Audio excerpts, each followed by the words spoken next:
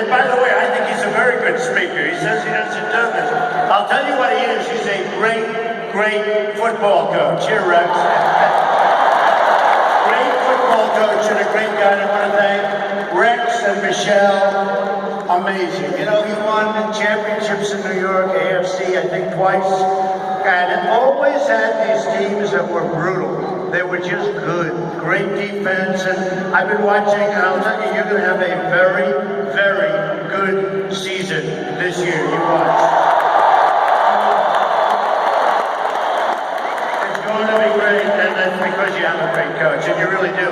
And he's also a terrific guy. So listen, we're here tonight to discuss lots of things, but you know, something that a lot of people didn't know, I made $1 billion for the Buffalo Bills. I made $1 billion.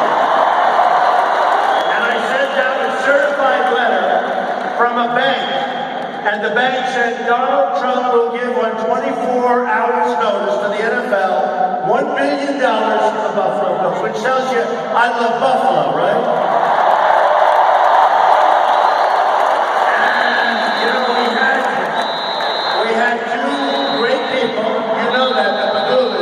And they are great people. And watch, they're going to do an incredible job. First good move was getting Rex to coach the team. First great move was getting Rex. But you know what I want to do? Oh, do we have already? Get them out. Get them out.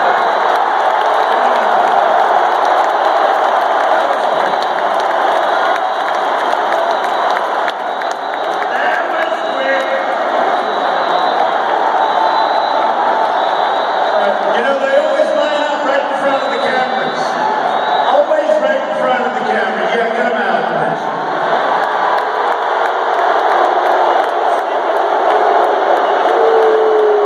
This place is unbelievable. And you know what? We have 5,000 people outside trying to get in, but we want to start now, right? We want to start now. So they'll be coming in as we go along. All right, you get them out, make room for some of the people outside. Right.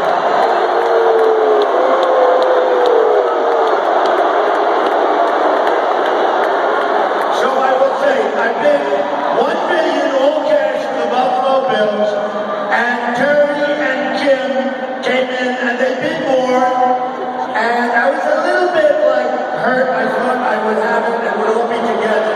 But you have great owners, I will say that. You have great owners, and I'll tell you what. You talk about a business deal. He was in the oil business and the fracking. He sold his stuff at the exact perfect time, and he invested in the NFL. That's a great deal. That's a great thing that he did. So you talk about great business deals.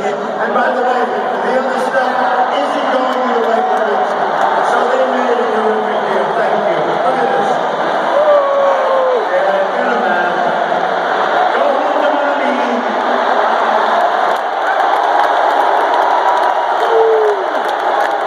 Isn't it crazy? You know, we do all have a First Amendment right, and they really violated our First Amendment right. But what do you do?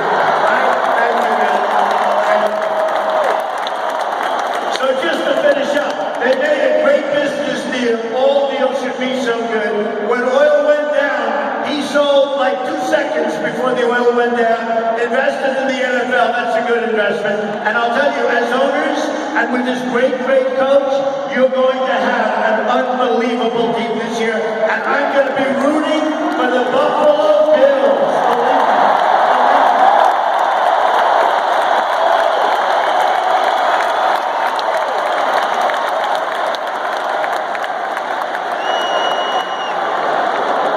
And you know, besides that, we are going to bring Buffalo back, we're going to bring New York back, and we're going to bring the United States of America back.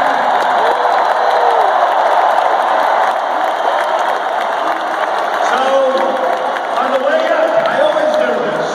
I've been now to Syracuse, I'm all over the state. And we love the state, and we love New York values. Do we agree? We love New York values.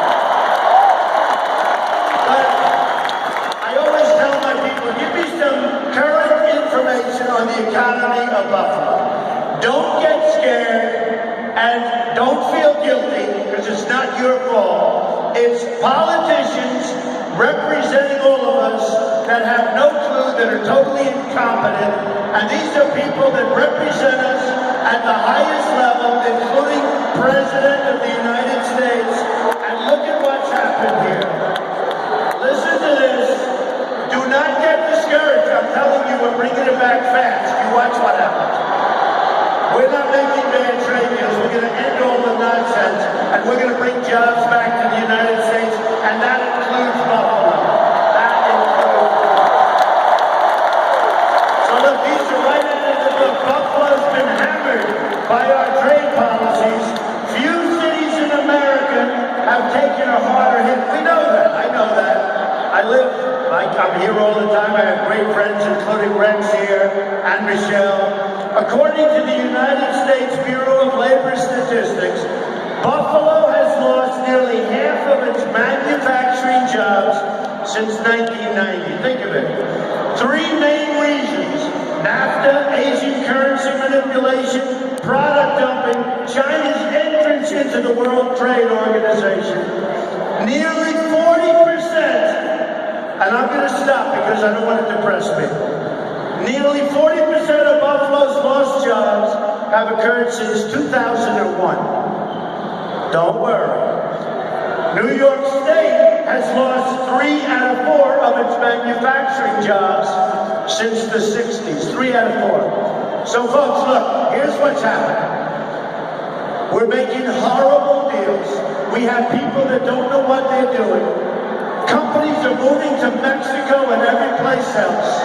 We have NAFTA, which was, by the way, a Clinton deal. And as you know, Bill Clinton was married to crooked Hillary Clinton. You know that. You know that. And that is a total disaster. NAFTA has been a disaster. Now we have a new one coming up, Trans-Pacific Partnership. It's going to make NAFTA look like peanuts. We are going to cut it out. We're going to stop it. It'll be detrimental as hell to the people up here and all of the people in the United States. And by the way, Ted Cruz, lying Ted Cruz, lying Ted, one of the great liars of all time, lying Ted. How are you doing with Trump? We're doing great. We're winning, winning, winning. And then you see, I'm killing him on states, and I'm up 2 million votes or more than that. 2 million votes. How are we doing with Trump? Oh, we're doing it. Now, tomorrow, I have to tell you, that's a big day. Because tomorrow, we're going to show Ted Cruz, who hates New York. Hates New York. When you look at that debate, and you see the way he talked about us and New York values, here's a man that turned down Sandy money for this state and plenty of other money. We had lots of things coming into New York, and he voted against. No New Yorker can vote for Ted Cruz, and no New Yorker can vote for Kasich when he was one that approved NAFTA. He voted in favor of NAFTA, which has been a disaster for your state and for this country. A total disaster. So, with all of that being said, tomorrow, get out and vote. We've got to vote.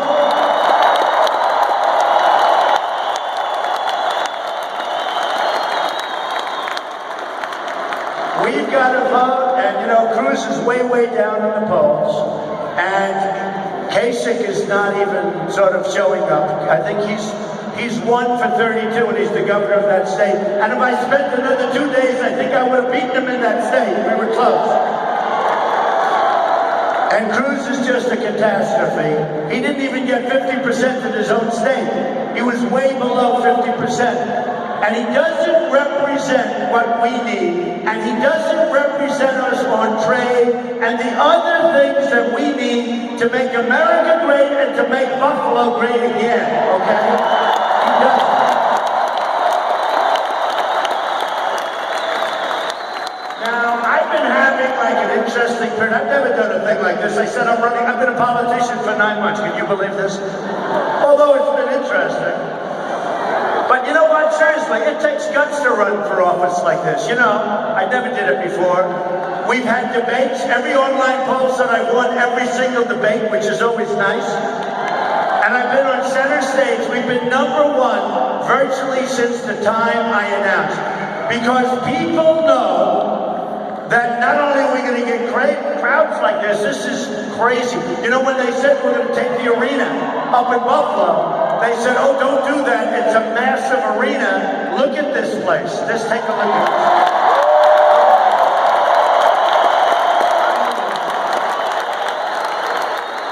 But people know, and I've been saying it for years, that we are being ripped off worldwide by virtually every single country that we do business with. Every single country, no matter what. You can look at everyone, you can call out a name. Every single country that we do business with, we end up with the short end of the stick, and it's going to end here. It's going to end. We're bringing our jobs back here.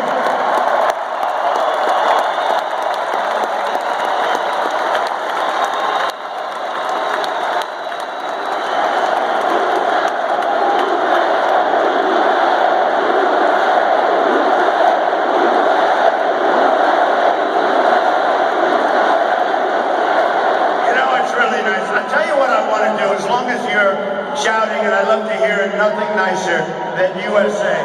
I think what I want to do is I want to talk just for a second. I wrote this out, and it's very close to my heart because I was down there, and I watched our police and our firemen down on 7-Eleven, down the World Trade Center right after it came down, and I saw the greatest people I've ever seen in action.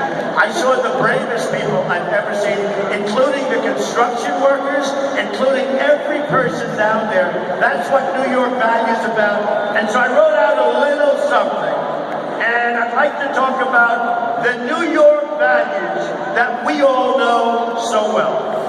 The values that make us love this state, despite its problems. We love this state. We know it's going to come back. If I'm president, it's going to come back so fast you won't even believe it. You watch. Now, New York has been a symbol of American strength to the world. Now, where do we see the values? We see the values with our New York police and firefighters. They don't get enough credit. These are great, great people, great Americans.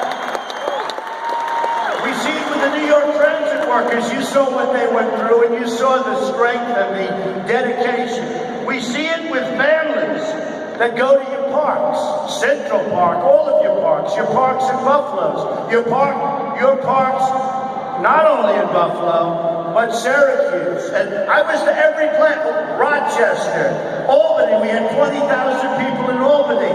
In an arena like this, you see it all over. You see tremendous, tremendous spirit. You see it in restaurant workers, in delis, and factory workers in upstate New York. The ones on the left, but we're going to bring them. Don't worry. Don't worry. You see it really in the whole fabric of the community. And what are New York values? Honesty and straight talking. A lot of times people say, oh, you tell it too straight, Mr. Trump. I think that's what we like, don't you think? You see it in our work ethic. We work hard. We work hard and we're proud. You see it in our family values and our families. You see it in the energy to get things done. You hear about it all the time. The energy in New York and the energy in New York State. We're builders, we make things, we have courage, and we do great, great jobs for our community. We have great community service, and that's what you see. Now, New York values were on display for all to see in the aftermath of 9/11. A strike at the heart of our city and our nation, and in fact even the world. This was the worst hit that our country has ever taken, worse than Pearl Harbor, because when they attacked Pearl Harbor, at least it was military. This was civilians. These were great people. Everybody in this room practically knew somebody that died or somebody that was horribly injured during that terrible day. But this was an attack on civilians, and this was the worst attack in the history of our country. And when you think of what we've done since then and how we've reacted, that's New York values, folks. That's New York values.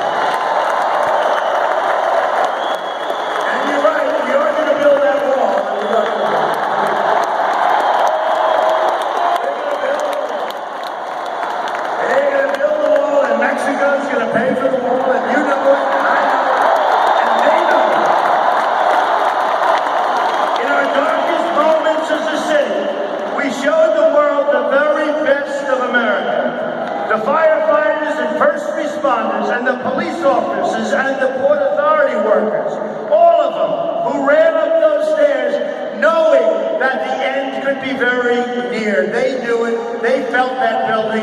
They knew bad things were going to happen, and they ran up those stairs and nobody came back. That's New York values, folks. That's New York values.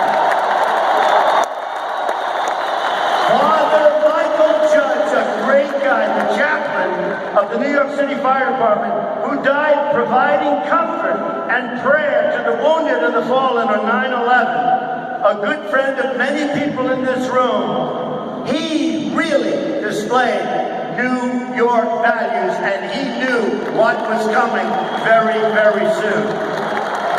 Father Judge, the people in the towers who helped rescue each other and those that perished, knowing that if they left earlier they could have gotten out, they didn't want to do it, they stayed, they helped other people.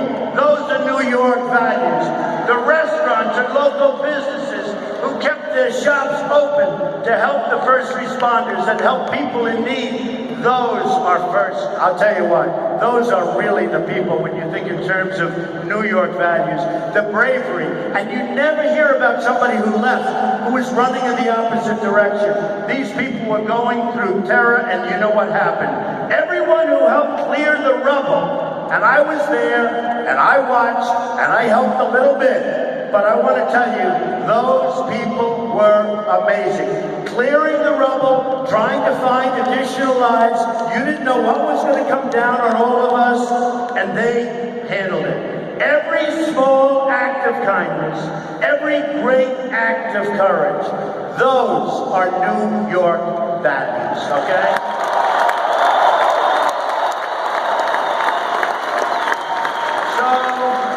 When a guy like Ryan Ted Cruz talks about New York values, folks, those are the values that we want to talk about. Now, let me just tell you a couple of things and why tomorrow is so important. Because the system is rigged. It's not meant for a guy like me who's not taking any money from these special interests. I'm self-funding my campaign. I came up here. I paid for it. It's a rigged system, just like so much else in government is rigged. But I've never seen anything like it. When you have a Colorado or a Wyoming, in the case of Colorado, they were supposed to vote. They said there were no changes made, but there was. I announced in June, people saw that I was going to do great in Colorado, and all of a sudden in August, they changed the system. They took the vote away from the people of Colorado. They didn't give the vote to the people of Wyoming. Now, I could have done really well because I'm very good at dealing with the bosses. But, you know, you've had it, and you say, forget it. You can take them out to hotels, the delegates. You can take them on planes. You can do whatever you want to do. You know what? I said, no way, because we're going to get there. We don't need it. We're going to get there. It's a rigged and it's a corrupt system. But we're going to get there, and I believe we're going to do it much more easily than people think. And we're going to do it on the first ballot. We're going to get to that big 1237.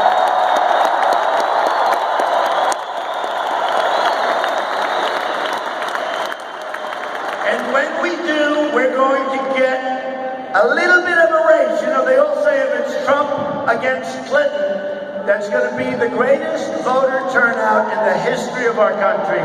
And I think that's true. And that, by the way, is a good thing. It's good for us, too. By the way, the more people that come, the better. But it's a great thing because, you know, historically, our country has done very, very poorly in voter turnout. A lot of people don't vote. Now, the Republicans have increased almost 70% from what it was 4 years ago when Mitt Romney choked and he lost an election that should have been won.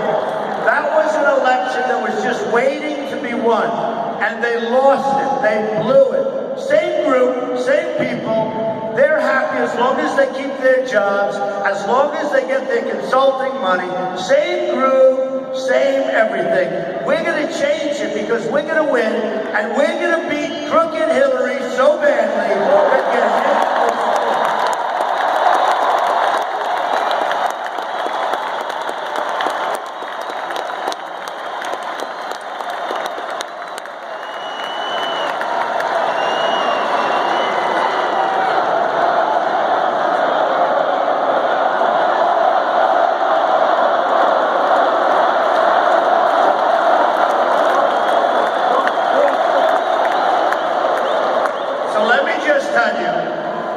We're going along, and we just had a great poll from Fox, and we had some great polls from everything, but against Hillary, we're going to do so great.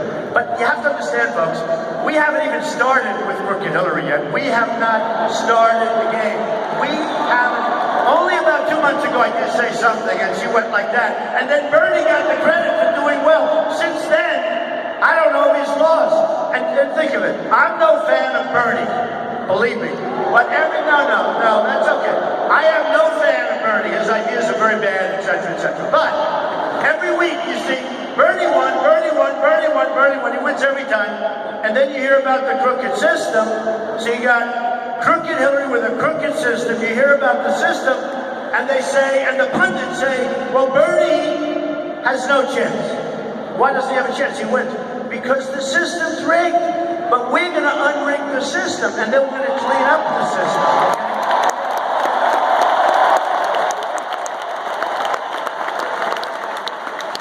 In the case of the Democrats, they have superdelegates. In our case, it's worse because it's more sinister. It's harder to see, but it's actually more devious, and it's worse. And you know what? We have millions of people that came out to vote for Trump. And they're not really voting for me. They're voting for what we want. You know what we want. We want great trade deals. We want a strong military. We want to take care of our vets. We want to beat ISIS and stop playing games. We want to repeal and replace Obamacare.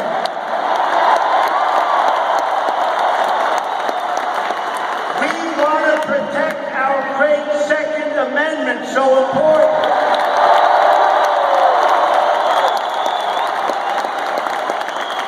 We want to end Common Core, end it. Locally, Buffalo, and all the local communities. It will be so much better. And we want to have strong borders where people can come in, but they have to come in legally.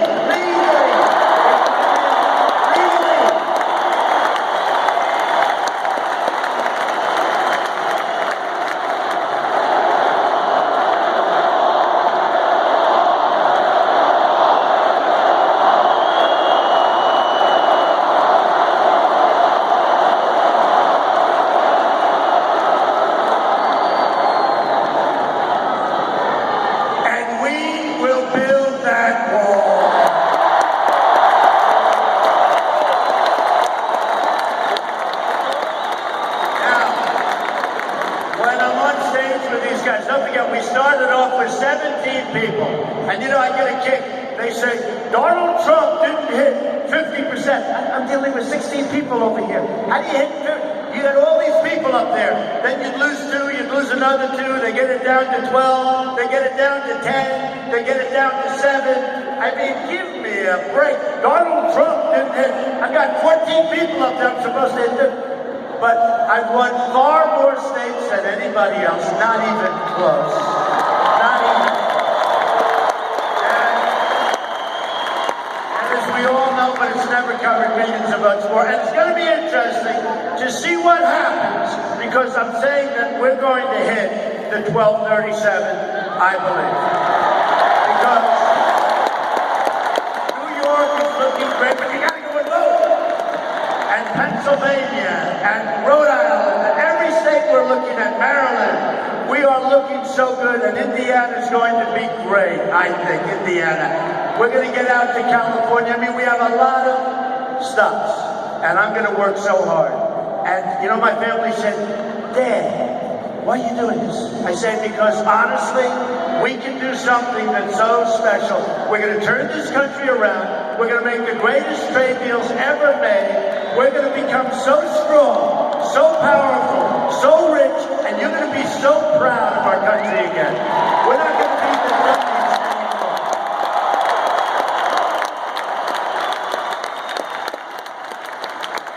So when I'm on the stage at one of the debates, one of my folks come up. First of all, they all said, remember, you can't build a wall. China built the wall 13,000 miles long and 2,000 years ago. 2,000 years ago.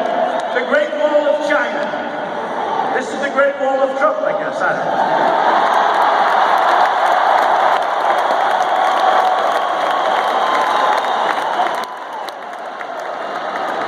Boy, what spirit the people of Buffalo have, right?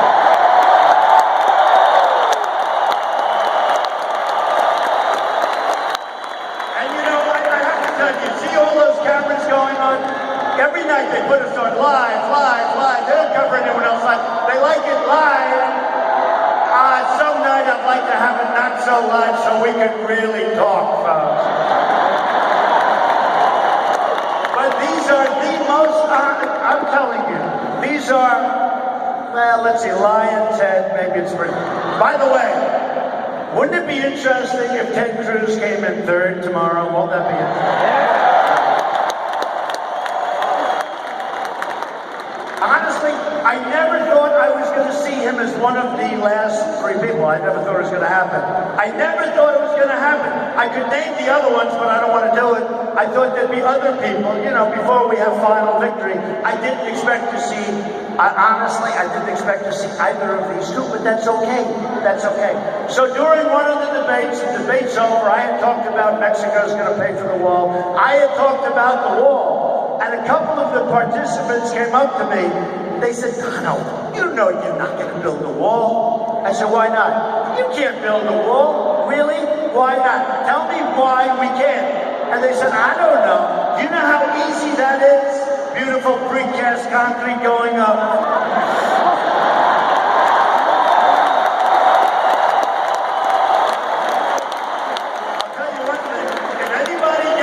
Top of the Trump wall, it's going to be a long way down. It's going to be a real wall. But they said, you can't really build a wall. And I said about the Great Wall of China, which is a very serious wall, by the way.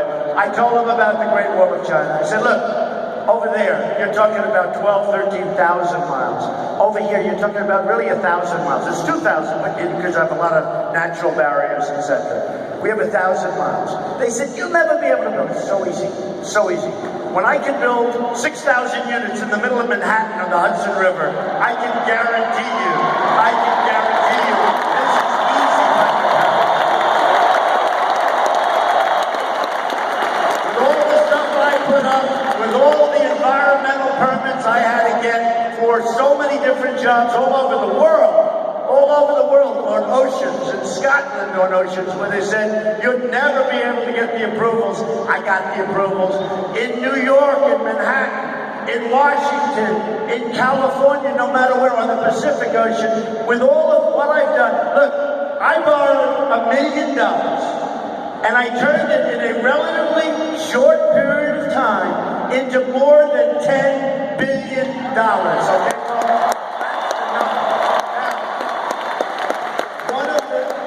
Iconic companies, some of the great assets anywhere in the world. All of the papers are filed. I had to file the papers. A couple of friends of mine, you know, many of the great businessmen supported me. And by the way, we're going to use these people to negotiate with China, Japan, and Mexico. These are the best negotiators in the world. We have political hacks right now. So it's a company with some of the greatest assets, most iconic assets in the world, very little debt, tremendous cash flow, all the papers are filed. The press was devastated. They went to sea. They were going crazy. It was like a feeding frenzy. They were going to do a number, and then they said, oh man, he really built a great company. You know, it's private. They didn't know. It's the first time I've ever done a filing. And you know what happens? I'm not saying that in a braggadocious manner. I'm saying this. This is the kind of thinking, and at least for a period of time, till we straighten things out bigly, that our country needs.